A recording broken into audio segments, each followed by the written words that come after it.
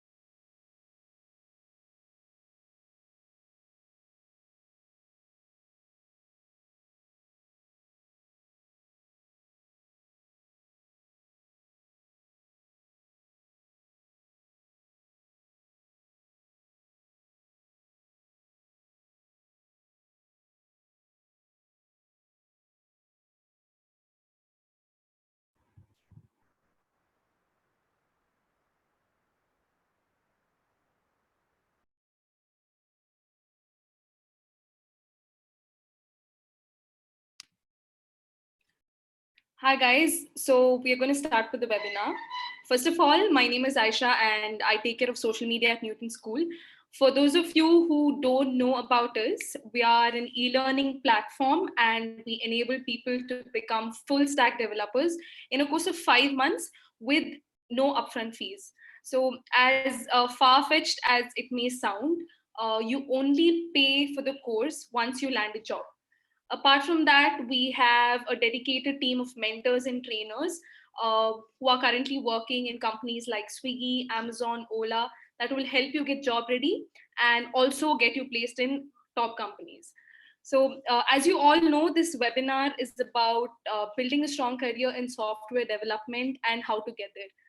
Many of us know how to start our career, but moving up the graph has always been a problem for most of us. So our speaker today, Vishywastam, is going to help us with that. He's a triple IT grad, and he is currently the vice president of engineering at HackerEarth. And he's also worked in some credible companies such as Amazon, Moving Sync, and so on. He has a vast experience in software development, and when I reached out to him to co-host this webinar with us, he was more than excited to talk to all of you about a career in software development. um, Before we begin, I'd like to mention a few points to facilitate this webinar in a smooth manner. So, first of all, I request all the participants to keep yourselves on mute at all times to avoid any kind of disturbance. I'll also tell you a little bit about the topics that our speaker is going to cover. He'll talk to you a little bit about the aspects of software development, how to land your first job, and the skills that engineers require according to their interests. He'll also be throwing some light on a typical career path for any software engineer and how to get a good job, and further how to get better at your job. Also, to make sure we are going to keep the question and answer session towards the end of the webinar. So if and when you want to ask a question, kindly drop it on chat, and I'll be picking out a few questions, and Vishwastam will be answering them for us. Over to you, Vishwastam. Can we have your video, please? Hey, can you hear me? Yes. All right, let's see if we can. Yeah, can you see me now? Yep, I can. All right, okay. Cool, so are we good to start then, Aisha? Yeah, I think we are good to go. In case anybody has some important question to ask, please do leave it on chat so that he could address it accordingly. And also, to mention it, we are streaming this webinar on Zoom as well. So Vishwastam will be having some questions from Zoom, fortunately, and we could answer them on the YouTube comment page. So should I be tracking the YouTube comments or should I be tracking the Zoom chat? No, I'll be tracking the YouTube comments for you. Okay. You can pick out the questions from the Zoom chat. Okay, sounds good. Sounds good. All right. Hello, everyone. I don't know if we have all the participants yet, but looks like we are good to start. In the interest of time, I'll quickly, introduce myself, although Aisha has done it briefly. So my name is Vishywastam. You can call me Vishy. A lot of my colleagues call me like that. I have about, 7 years of experience working for Amazon. That was my first job. And after that, it's been pretty much all startups. And before Amazon, I was, doing my BTech at Triple IT Allahabad. So that's where I studied. I come from Lucknow, so that's my hometown. And most of my schooling was done there. So that's a little brief about myself. Um I'm told that most of the people who are joined in today in the audience are either freshers, like fresh out of college, or you guys are mostly in your last year of your technical education, whether it is undergrad or masters. I'm not sure, but I'm going to tune my talk as per that audience. But in case you don't belong to that audience group, feel free to point that out in the chat or anywhere. And if you have any specific questions as per your own circumstances, I'll be happy to answer those as well. But largely the talk will be tuned towards the audience of that nature. Okay, all right. Like it was mentioned earlier, the agenda, I'd like to cover, how do you actually shape your career in software development, right? That's the primary topic that we'd like to talk about today. And while I would like to keep it very interactive, unfortunately, the medium is such that we can't take questions very often. So we'll try to do that towards the end as well. And if somebody really has a pressing question, feel free to stop me. So that would be the nature of the conversation. Let's quickly get jump started. So how do you actually land a good job, right? If you're looking for one, you know, there is that persistent question in your minds probably, will I even get a good job, right? Will I land a good job? And that question is actually it can be very motivating at times to certain people, but it can also be very debilitating for a lot of others, right? So I would say the first thing to do is ask yourselves the right question. So instead of saying, will I land a good job or will I get a good job? You should ask yourself, how do I land a good job, right? And the moment you change that will into how, suddenly it opens up a lot of opportunities for you, right? Because that's the right question. It forces you to actually think about how you can do certain things instead of trying to answer yourself in binary, saying that yes, I will get a good job, or no, I will not get a good job, right? So that's the first thing that you need to do. So ask yourself, how do I land a good job? Now, moving beyond that point, I'd like to give certain context in terms of, uh, what was my story? How did I actually end up with my first job? Like I said earlier in my introduction, my first job was at Amazon Bangalore. At that point, Amazon was just about 15 to 20 engineers in the entire Amazon India as a whole, and it was looking to expand aggressively. Today, if you talk about it, I think Amazon has more than 20 to 30,000 employees in India. So it's obviously grown really, really fast. But how did I land my first job? I'll be very honest, and I'll tell you that when I entered college, just like you guys, most of you guys are right now, I did not have any clue as to what is going to happen in my career. Right, I had very little clue. The only thing that I knew about was that yes, there is a possibility of getting some kind of placement, whether it will be good, bad, ugly. We had no clue, right? So that is how I had entered college myself. But even towards the end of it, I wasn't nearly the best coder in my batch. So if you ask me from a skill set perspective, right, was I really the best coder? I would say I was probably ranked about 15th in my batch, and that batch was about 100 odd people, 100 to 120 odd people, right? So that's where I was. I wasn't really you know any one of the top few, right? So how did I land Amazon? That itself was very interesting, right? uh, I'll quickly tell you that story and then we'll move on. So Amazon did not really hire engineers, full-time engineers from our college back then, and this is back in 2006 7. So all we had was a shot at the internship positions that they had opened, and we all applied for it. They shortlisted about 20 candidates. I was there, and then out of those 20 candidates, three got internship offers, and I was the third one. And the only reason they told me later that I got that internship offer was because I sent them an email correcting one of my earlier answers that was asked during a question interview session. And I said, look, I could not answer that completely to my satisfaction, and here's the full solution. And I think this should work in all the test cases. And they were really happy just with that fact that I followed up with them, and I told them the correct answer. Now, going back to my earlier question, how do I land a good job is actually about that, right? It is not just about your skill set. It is actually about a lot about your attitude, right? So that's one key takeaway just from this section. You have to while you have to have the right skill set, you have to make sure that you have the right attitude, and you'll have to build that attitude if you don't have that today, right?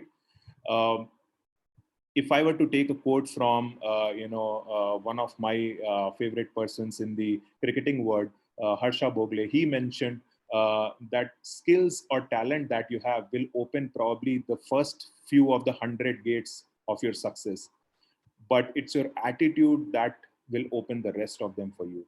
So imagine the first, second, and third will probably be the gates that you can open by your skills and talent, but the rest of the 95 to 97 gates that you will open up for yourself in your life will be all about your attitude, right? So that's the one key takeaway that I want all of you to have from this talk, right? You don't take away anything from this talk, but take away this thing, that it's your attitude which will matter the most in your life, right? You may not have the best skills, but take it from me, if you have the right attitude, nobody can stop you. All right. So that's the first thing that I wanted to address. Now, coming to, specifically about how do you actually build that skill set which is needed specifically in software development, right? So how do you do that? What kind of skill set is needed to actually become a software developer? Most of you, if you are in college, you would be going through a lot of courses. Some of you would be learning languages. You would have had courses on databases, network, and whatnot. Some of you who have passed out from college would probably be looking at some of the other more deeper concepts as well while you're preparing for interviews, etc. So I would say, from a skill set perspective, if you want to become a software engineer, pick one language and go really, really deep into it, right? It could be any language, right? I would say prefer any high level language, object oriented high level language like Java. It could be C++, could be Python. You could do Python in object oriented fashion as well. You could do JavaScript in object oriented. You could do any of these languages, right? But pick one language and go really deep into it. The reason why I'm saying go really deep is because not because you will learn the language really better, but because you will understand the semantics around that language and how any programming language is actually built, right? What are the different layers? What are the different abstractions? How is memory management done there? What does the compiler stack look like, right? All those concepts, even if you know for one language, you would have learned a lot, right? So while you would hear a lot about newer languages coming in, somebody is talking about Scala, somebody is talking about uh, a lot of other languages, right? I mean, new languages, Kotlin and stuff like that. But make sure you know one of these languages really, really well, right? And then you could pick a secondary language, which could be a simple scripting language. Let's say you pick up Python for that, or pick up Ruby or Perl for that, or even R for that matter, right? So that could be a secondary language. But even if you don't have a secondary language, it's not a problem, right? You should just stick to one primary language and know it really, really well, right? If tomorrow you have to give an interview and you have to say that this is your preferred language, and as an interviewer, I would want you to know in and out of that language, right? So make sure that that is what you follow. And it could be any of those languages. Somebody is saying, can it be Python first and JS second? It could be anything. Python, you could do object oriented. So typically an object oriented language should be your primary language, because that helps you think in terms of designing solutions as well, right? So that is something that I would recommend, and you could go ahead with it.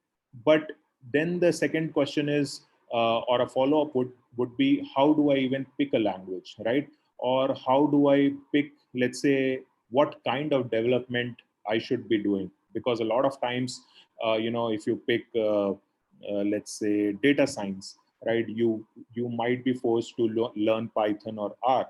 But if you do something like you want to become an embedded systems engineer, you would probably have to learn C then, or some other, maybe Perl, right? So how do you even do that? That's a very important question. And I want all of you who are looking to start your careers now, or who are just about to get started with it, to think about this question very, very seriously, right? Because if you do not like what you're going to work on, no matter how good you are at skills, over a period of time, it will burn you out, right? So make sure whatever you are starting with, you have some amount of interest in it, right? Now, what are the different things that could be interesting within software development? There are hundreds of thousands of mobile apps being developed these days, right? So you could your interest could lie in that area, right? You could learn mobile app development, and if you want to do that, then there are two primary platforms, Android and iOS. And if you want to do Android, you'll probably want to learn Java, and maybe something else for the front end, something JavaScript based for the front end, right? If you want to do iOS, you want to probably learn Swift as a language. So, but to do that, to be able to take that decision, you first have to decide whether you want to do mobile app development or not. Is that something that appeals to you, which has certain kind of pull for you, right? If not, what else can you do? There are a lot of very good programmers who get into game development these days. Game development is a huge industry, right? And it's growing like crazy. So if that is something that interests you, you will probably have to learn not just languages, but also some of the game engines that you might want to use to build games. Could be Unity, could be Unreal Engine, could be CryEngine. There are a lot of gaming engines like that. Uh, if you don't want to do that, the other option is, let's say you want to become a backend engineer, right? And I'm throwing these as options. It could be anything, and it is possible that you've not even thought about these, but it's a good thing if you can think about it before getting into a real job, right? So that's something that coming back to the option, right? So backend engineer, typically you would be doing, like I said, any of the object-oriented languages like Java, C++, or even Python. These days, you could do Node.js backends as well. Typically, these are engineers who are solving complex problems related to scale, related to performance. These are engineers who would, tie up different APIs from third-party services, or maybe write their own APIs. These are also engineers who would, write code which interacts with databases of different nature, right? So that's what a backend engineer does. And personally, that's what I have been into. I've always been a backend engineer. Front end has never really appealed to me, and I've always been afraid of writing JavaScript code, if you ask me, honestly. So, but that's that's an individual choice. You can always go for any of these, right? A lot of people these days, are talking about data science as a stream, right? So people want to become data scientists. It's such an upcoming thing that pretty much every candidate that I talk to, that I interview, has some or the other project that they have built, which is related to data science, right? And somehow or the other, there is a lot of buzz around this field. So maybe that's something that is interesting to you. So data science and machine learning kind of go hand in hand, but there is a slight nuance there. There is a difference between the two. But if you want to do that, typically the languages that you're looking at are Python and R, right? Those are the two. And obviously then there are frameworks which you'll have to use. It could be a lot of open source frameworks that are available to you, and there are a lot of open source learning platforms available for these skills as well. So that's about data science. There are people who are interested in QA and test automation related, software.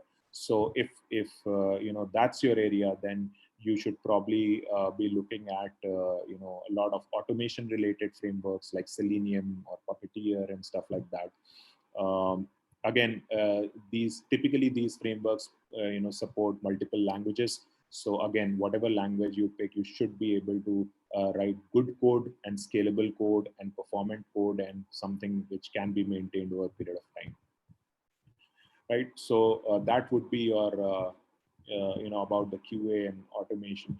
Now there are still engineers who want to work on very low level systems, or the embedded systems as they call.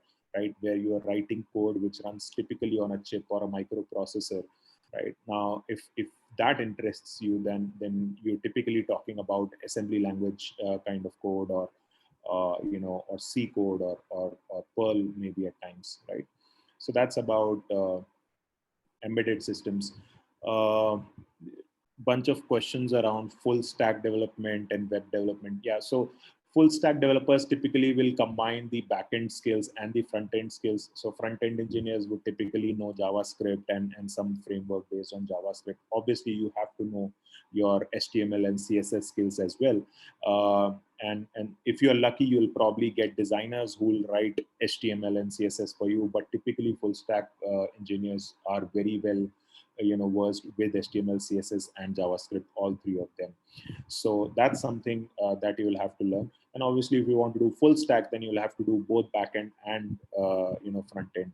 But my advice would be, like I mentioned earlier, pick one of these areas and be very, very good at it. Right. The rest of it, you could develop a surface level knowledge so that you can at least ask the right questions about those. But you should always have one area where you can really be talking in depth, right? Then there is obviously another kind of software development stream these days, which is called DevOps engineering, right? DevOps is typically about maintaining your production infrastructure, or the infrastructure on which your code actually runs. So if you want to do that, and it's a very interesting field, a lot of engineers these days are learning about cloud technologies, whether it is AWS or Azure or Google Cloud. A lot of these platforms provide you different services and tools that you could learn as DevOps engineer. Obviously, from a programming perspective, you will have to learn scripting again. So you'll have to learn either Python, Ruby, or Perl. And then there are tools like Puppet and Chef and Ansible and Terraform and things like that.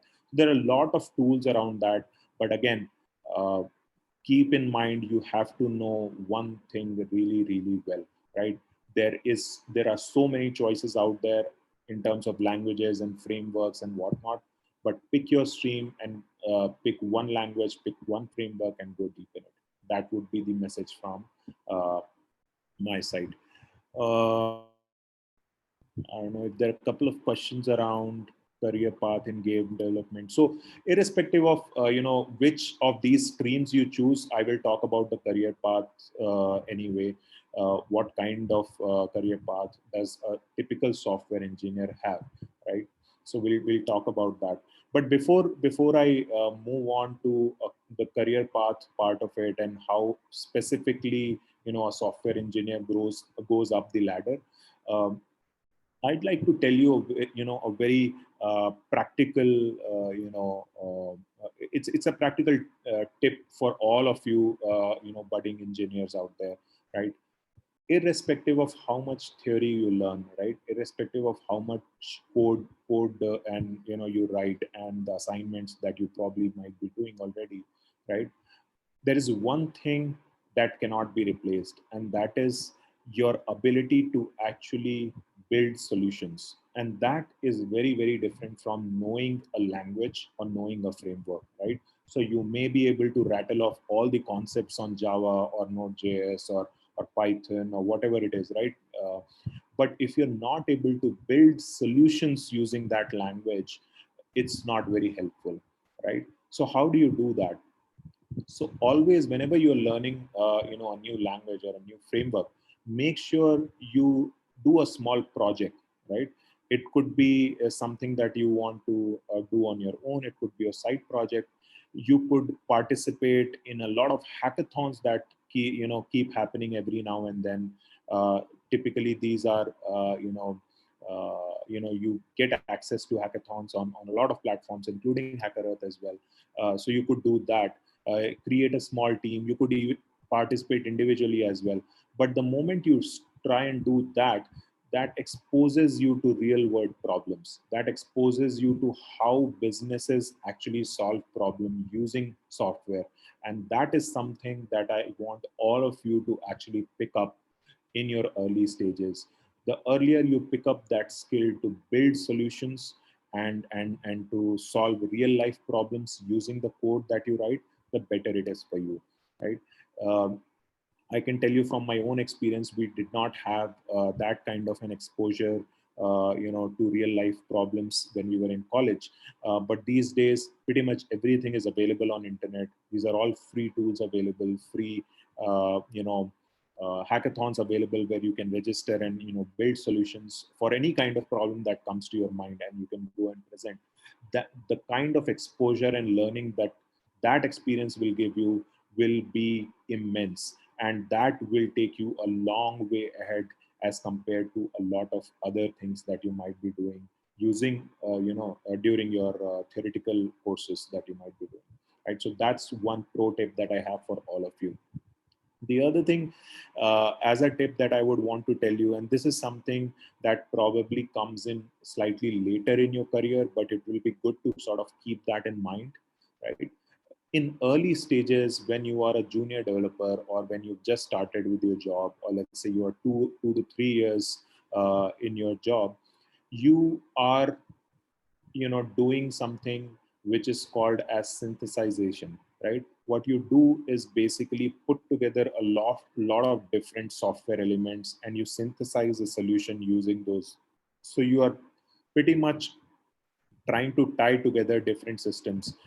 Typically these days, when you're building web apps, or you're even building backend solutions, or you're building mobile apps, anything, right?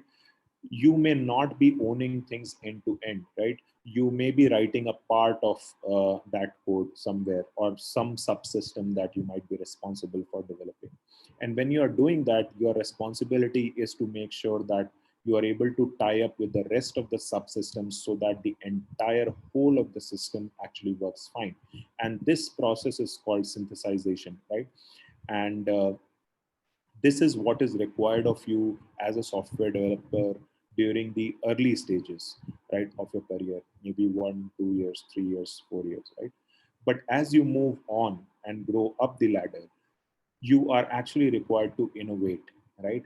And that's when you get into more and more writing from scratch, right? That's when you actually create new stuff out of nothing, right? So that's something that will differentiate your early part of the career to the mid and the later parts of your career. So that's something just to keep in mind and sort of help you see things in perspective. All right, so that's about some of the practical tips that I wanted to give you. Again, just to recap, you'll have to think about which area interests you the most, whether it is mobile app or front end or back end or game development, or being a data scientist, or is it QA or test automation. You'll have to think about those options and do your own research and find your own niche. But once you do that, you stick to it and you go deep into it, and you'll do wonders. All right. Non-IT branch. There's a question. Uh, how do people from non-IT branches get the first job? Okay. So, guys, the environment today in the industry is actually very, very conducive, and I would say it does not matter which branch are you from. Truly, if you come and talk to any of the new age companies, specifically startups, if you have the skill set that is required to perform the job, they'll be more than happy to give you the job. And I'm saying this with a lot of responsibility. In my own career, I have hired people from top-notch colleges, be it IITs or IIMs, and I've also hired people from colleges, which nobody would have heard of. One of the examples that I can give you, if it helps, uh, in my in my last job, not at HackerEarth, the job before that, I had hired a guy who was actually driving taxi for my engineering team. He actually had a BCA degree from a tier 3 town college, and nobody knew about it, but the guy had the attitude to actually get things done.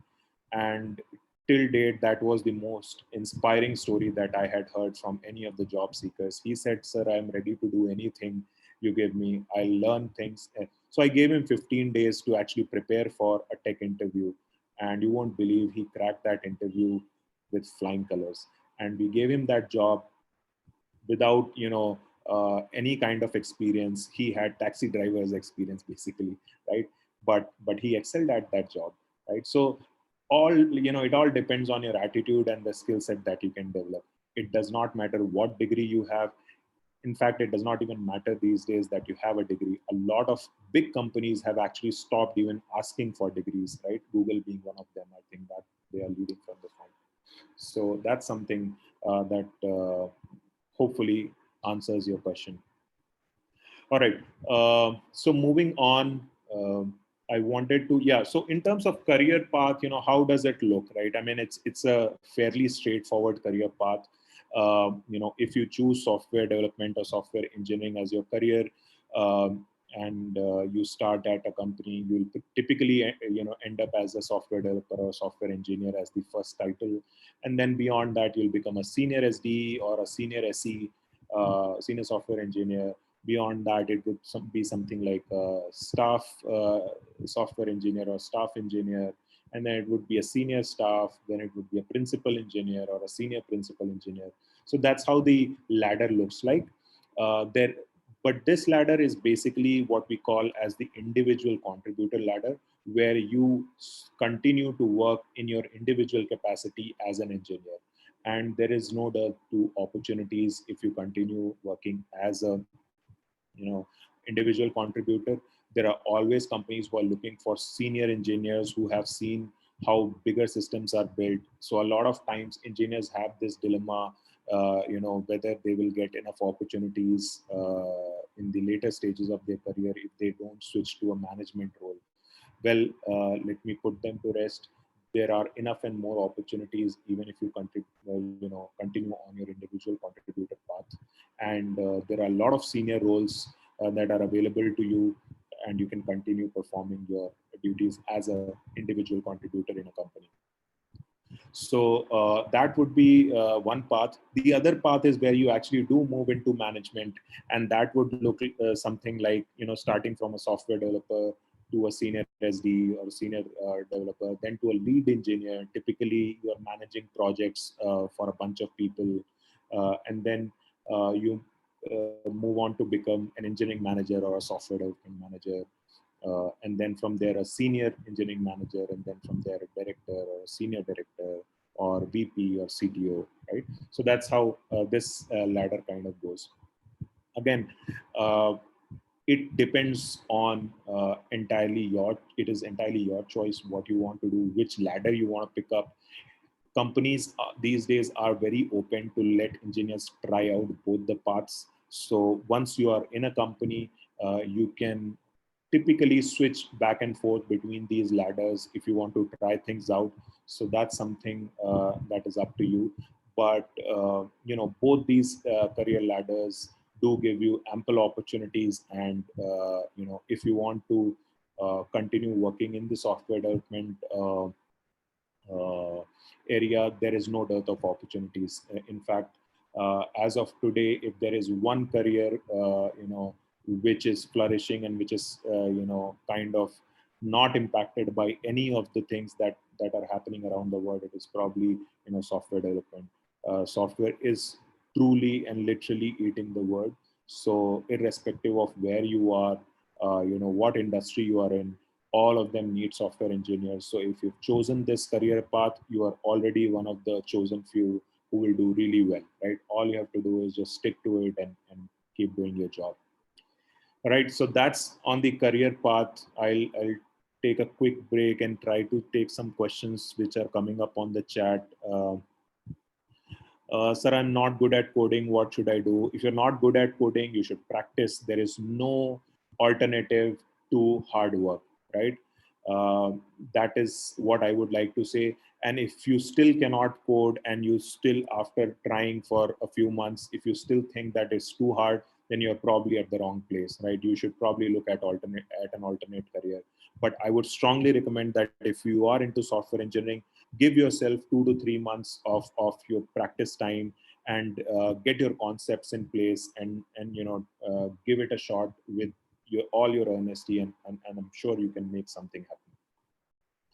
Uh, what about 1 or 2 years of gap in career due to backlog? Can they get a decent job? Like I said, if you have the right skill set and you have the right attitude, people will be willing to give you jobs. Resumes do not matter these days, guys.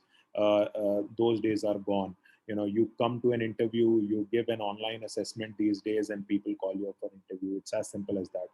It does not matter what career gap you have had. Obviously, you will have to explain why that career gap was, and you might have to do some explaining around it, but till the time it is not something that bothers the employer, most of us are actually fine hiring people with career gaps. Um, Scope of mobile app development in future. There is in the foreseeable future, I don't see this trend dying down anytime soon. So if you are doing mobile app development, good luck. That's one area which will continue to boom for the next 5 to 10 years at least, if not more. How do you think the COVID situation affects the hiring scenario? It does affect the hiring scenario, but look, anything big like this impacts all the businesses. So yes, there will be some hiring impact. um, from my knowledge, and given HackerEarth is actually in the hiring and assessment industry, we have seen some companies taking, freezing hiring at this point in time. But it's a matter of few months before everything opens up again. So sit tight, hone your skills in that period, and you shall be able to get something very soon. Developer to cybersecurity can be moved. Of course, I mean, cybersecurity is another niche where you can develop your skills. You have to have, again, all your basics right. You have to know scripting of some kind. Typically, cybersecurity engineers know a lot about systems and system administration, etc. So maybe Perl or even Unix shell scripting will help you there. But you can definitely do that. What do you suggest for first year students? Complete your graduation too early. Enjoy that time. It's the best time you will have. Can you let me know which is the best tool area to excel in DevOps? So DevOps, like I said, there are a lot of things that are available to you.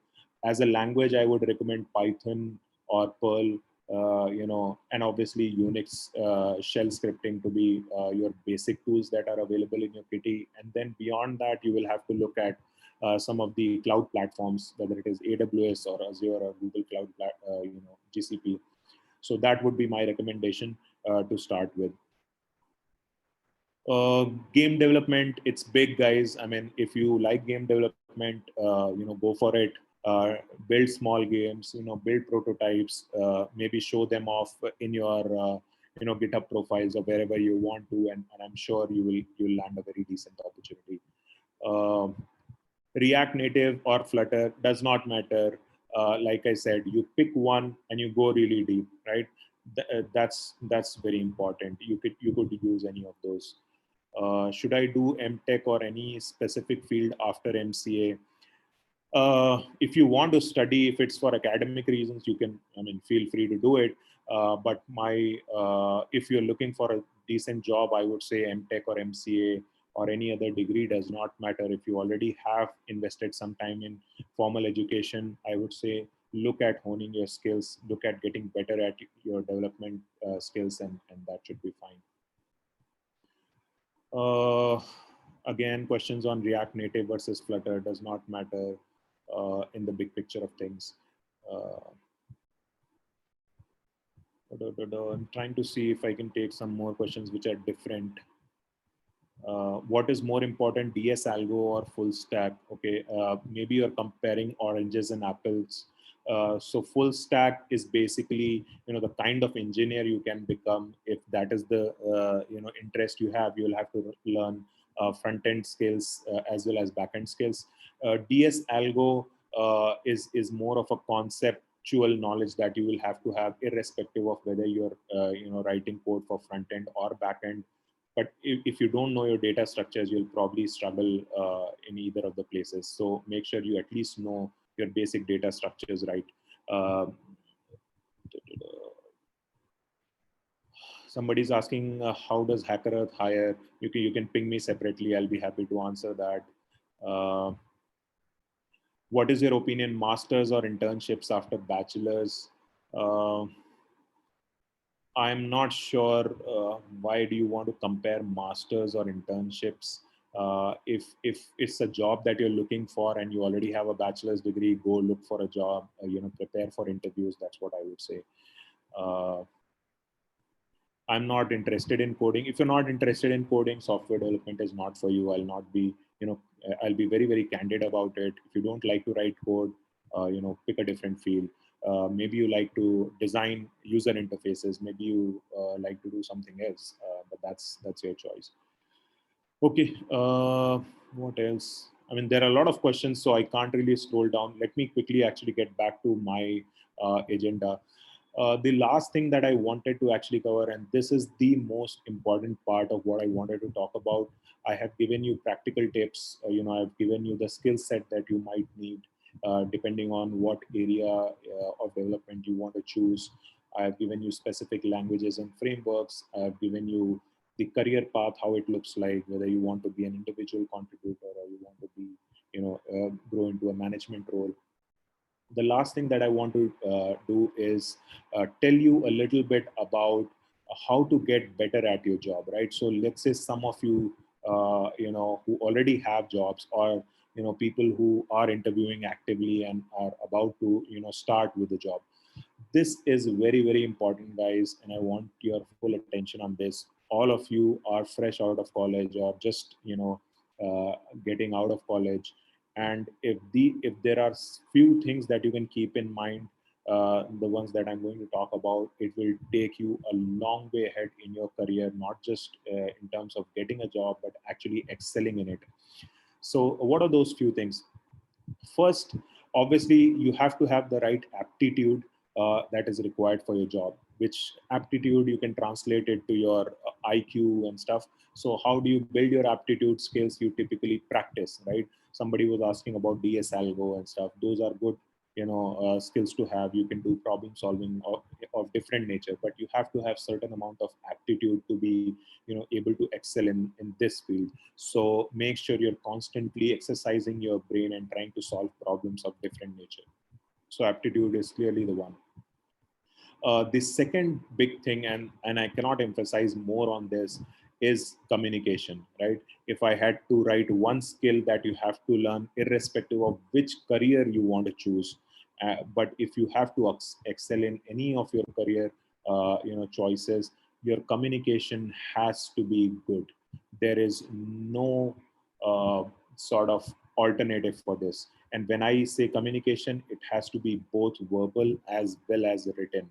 A lot of people think that software engineers just need to write code.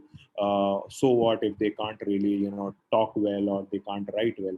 Well, it is true, but only partially. If you are able to write good code, it will take you to some distance. But if you're not able to talk well, or if you're not able to converse very well, or communicate your ideas to your team members and to your stakeholders, it will create problems for you. So just as you are learning new languages for programming or for coding, you have to ensure that you are good at communicating as well. And it does not matter whether you speak very fluent English or you write flowery language. No, the whole point about communication is to be able to tell the other party what you want to say and understand what they are trying to say, period, right? Till the time you're able to do that effectively, you are good at communication. And when I say communication, I'll repeat myself, it includes both written as well as spoken, right? So that's one skill that all of you must have, right? Moving on, how do you get better at your job? The third thing that I would want to emphasize on is all of you to actually insist on setting highest standards in whatever you do, right? So even if you're building a small prototype, it could be a small game, it could be a small side project, it could be a website that you want to build for yourself, it could be anything, right? It could be a hackathon project, it could be a college project. Whatever it is you are doing, given the time and resources you have, always insist on setting the highest standards that you can.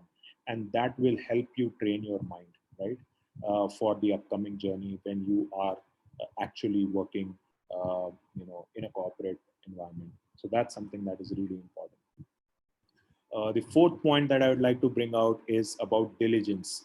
Um Now, diligence again is very critical when you are, performing your job as a software developer in a company. It could be a startup, it could be a big company, it could be any kind of setup. But if you are diligent as a person, it takes a lot of headache away from people who are trying to manage you or trying to manage your work, right? So, let's say if you are a software engineer on my team, and I give you tasks A, B, C, and I know that you are a diligent person, then my job is done, because I know that you will go back and turn things around and do everything that is required to get this done.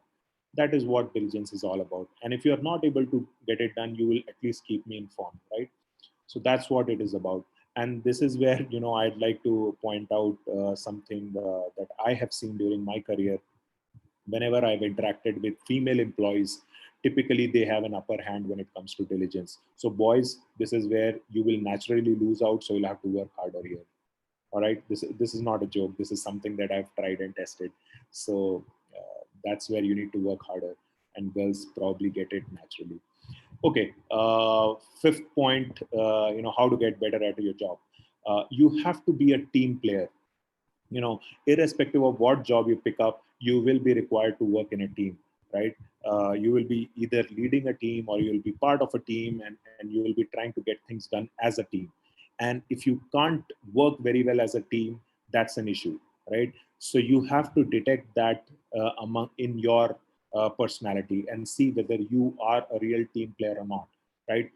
A lot of times I tell, I ask candidates whom I'm interviewing whether you've played any team sport, because if they have, typically they are very good team players, right? But if you've not played any team sport, that's fine. You might have played, team video games, or, a lot of,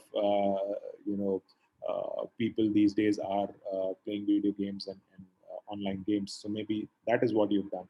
Any kind of thing that you've done as a team, right? I think that's one skill which is again very, very important. If you cannot perform with a team, and if you don't gel in a team, then that's going to be a problem, right? So keep that in your mind. Whenever you start with your job, you have to learn to be a team player, right? And the last thing that I would want to talk about again is your overall attitude. Remember what I told you at the start. It's your attitude which will open the rest of the 95 out of 100 doors in your career, right? If you have to be successful. And what kind of attitude do you need? You really need that fire in the belly, right? You need that attitude to get things done. You need to have that can do spirit. You need to have that uh, attitude where you have a lot of bias for action, right? You're not just sitting idle, but you actually want to get things done, right? That's the kind of attitude that will take you forward no matter where you are in your career, right? So that's something that you should always keep in mind and continue to work on it, right? People with the right attitude can do wonders, irrespective of what skill sets they start with, what degrees they start with, and what background they start with, right? So that would be my last point in terms of how do you get better at your job. Okay, so that's all I wanted to cover. Aisha, do you want to pick out questions, or I can just scroll down in the Zoom chat and pick out more questions from here?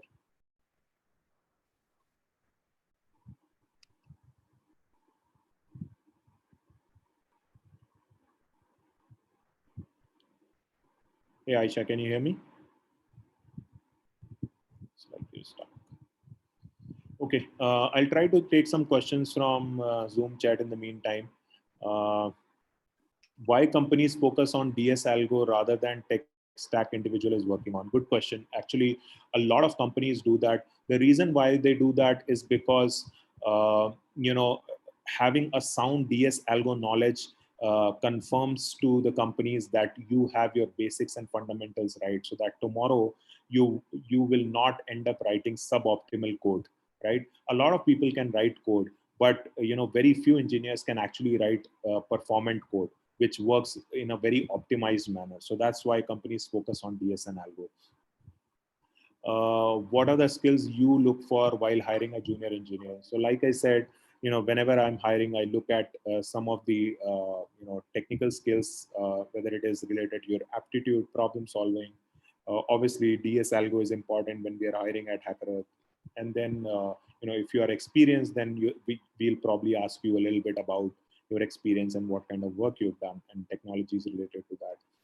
And beyond that, obviously, we'll look at your overall attitude and your other skills, the softer skills that I talked about, whether it is how good a team player you would be, how good a culture fit you will be in our team, etc.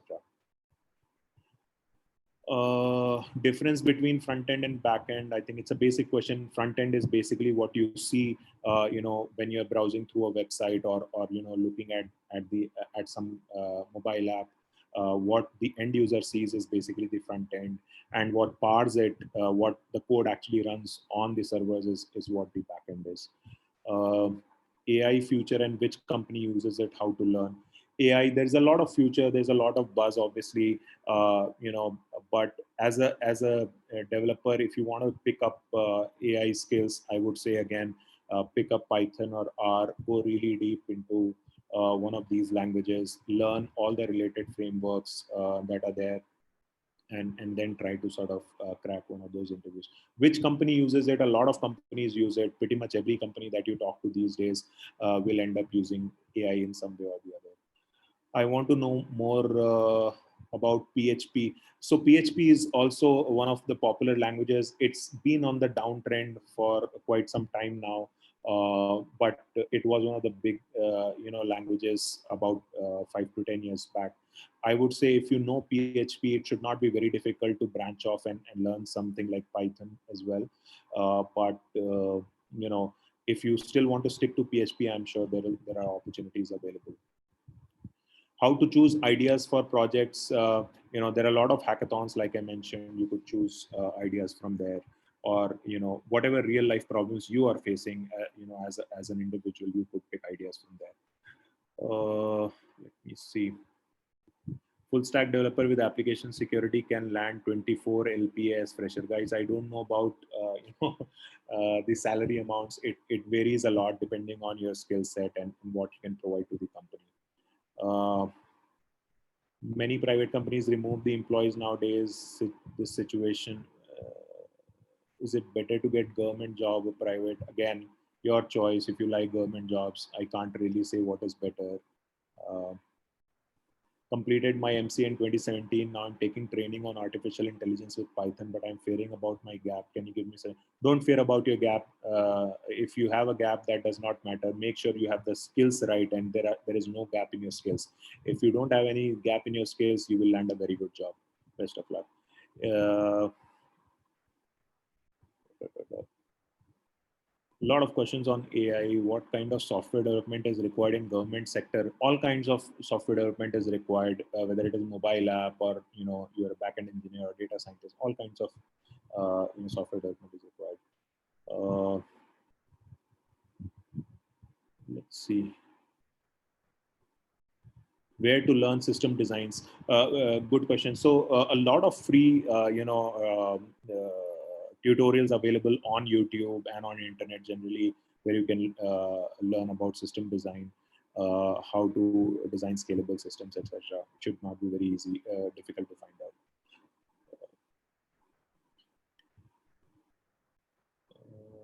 Again, questions on full stack, difference between, I think I've answered. Let me quickly scroll down if there's anything else. Something about blockchain. Good question. So blockchain has a lot of potential, and to my mind, people still do not really understand the concepts around blockchain. So that's a pity. But in terms of usage, I'm still to see something which is which is big in nature. A lot of usage has started on the banking and the financial sector, but again, it's not really gone mainstream. So that's what I would say. But if you are interested, I'm sure there are opportunities out there, for blockchain as well. Which is the best database, especially for an app? Guys, there would be at least 50 to 100 different database, options available to you whenever you are trying to choose one. So it all depends on what is the scale of your application, what kind of latency do you want, what kind of performance do you want. If you guys are aware of the cap theorem, you will have to probably apply that. What kind of consistency do you want in your data, etc. So it's a very subjective question. Um, how can a developer become a good freelancer? Maybe network, talk to people who already work for companies, and try to figure out. There are websites where you can register yourself as a freelancer and pick up projects from there as well. What is your thought on remote jobs nowadays? You could do remote jobs. There is no problem with that. It's just that if you are working in person, there is a different feel to it. So if you have an option, I would say go for an in-person job rather than remote. But ultimately your choice. Uh,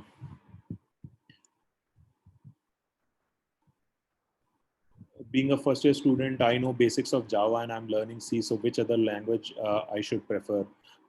If you know basics of Java, go really, really deep into it. Try to learn, the object-oriented concepts related to Java. Try to learn about memory management in Java. Try to learn about threads and, multi-threading in Java. If you can do that, that itself is good enough, right? Let's see what else. How to master DS and algo. There are books out there are tutorials out there. If you go to HackerEarth, there's a whole DS and algo section that you can practice on. It's a curated section, so you could use that. There are a lot of other websites which will help you do that. So pick any of these. But yeah, stick to it and finish one of these courses, and you'll be happy that you did that. After BTech, what is important? Getting into company for real life experience, or going for higher education like MTech or MBA. Again, if you want to do it purely for academic reasons, do an MTech or an MBA. But if you want to land a job, you can do it after BTech as well. All you need is the right set of skills. I'm investing time, but the output is coming less. What am I doing wrong? Not sure. Very difficult to answer where you are investing time and what is the output that is coming less. But I would say your hard work would never really go waste. So, just keep working hard, and you should be able to see some output. All right. What else? I have knowledge in SQL. Is it enough for database or not? Well, if you're starting out as a software developer, knowledge in SQL, basic knowledge should be good enough. You should be able to write basic queries in SQL. That should be good enough. But if you want to grow up the ladder, you will obviously have to learn deeper concepts about databases, whether it is SQL or NoSQL. And that's something that will depend on where you end up working, and what kind of problems you're faced with. But typically, deeper concepts in databases are again something that you can learn using the freely available tutorials online, etc. So I would recommend doing that if you already have the basic knowledge of SQL. What else? Best source for application security, cyber security. Again, a lot of tools available online. You could learn about how to use online cybersecurity. Tools like Nessus and Burp are available. You could use free versions of those tools. You could do a lot of Linux scripting related to cybersecurity, etc. So that would be my suggestion. All right. So looks like we're at the end of the time. Aisha, if you're still there, I'm not sure if you're able to connect. Okay, cool. So, yeah. Any other questions you want me to take? No, Vishy, that's all. I think even on the YouTube side of it, the questions were almost as common as the ones we received on Zoom. But we've had a lot of participants tell us that this webinar was extremely helpful for those of them starting out in the career of software development. Thank you so much for conducting this webinar for us. And yeah, I'm sure most of us have seeked a lot of knowledge. Although, Vishy, I have a personal question for you. Sure. So that is, many of my friends tell me that software developers or coders are not very creative. So what's your take on that? Like they are not creative people. So what would be your take on that? Uh, actually, it does not really. I would say there are both types of software engineers. Some of them are very, very creative, and some of them are not. I kind of picked on that point when I was talking about synthesizing solutions versus creating something from the scratch.